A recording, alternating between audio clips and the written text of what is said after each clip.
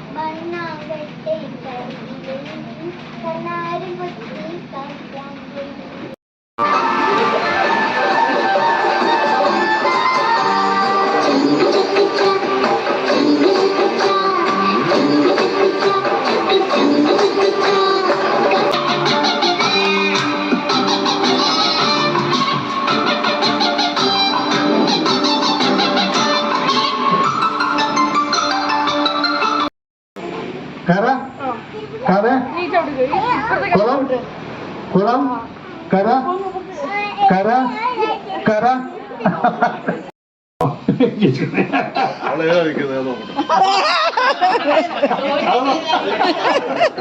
അത് തന്നെ എടുത്തോ തുറന്ന് വായിച്ച മുമ്പായി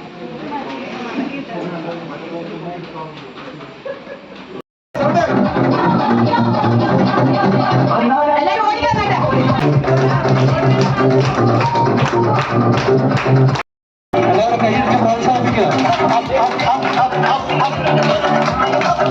കസേര നടന്നു.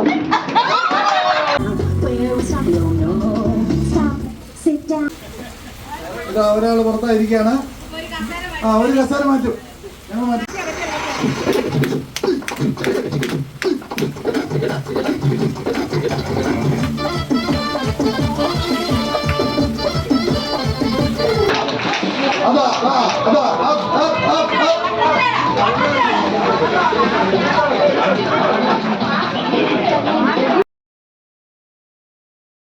പിന്നെ ഞാൻ ശരി ഉത്തരം പറയുമ്പോൾ ആ കുട്ടി പറഞ്ഞ ഉത്തരം ശരിയാണെന്നുള്ളത് അവരാണ് സാക്ഷ്യപ്പെടുത്തേണ്ടത്.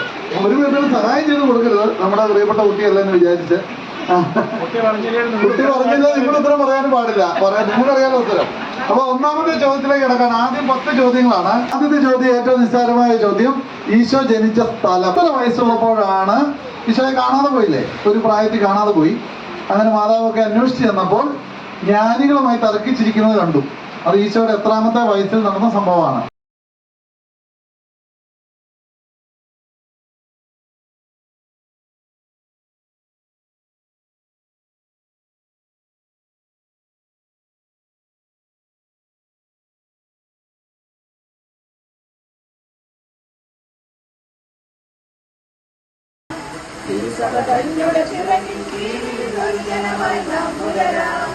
ആദിമസഭയുടെ ചൈതന്യത്തിൽ അന്യോന്യം തുണയേകാം.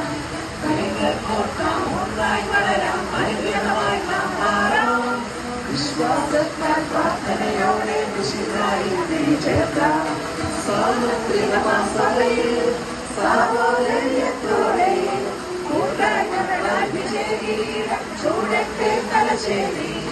സാർവത്രികമാസഭയിൽ സാഹോദര്യത്തോടെ കൂട്ടായ്മകളാൽ വിജയകിരീടം ചൂടത്തെ തലശ്ശേരി.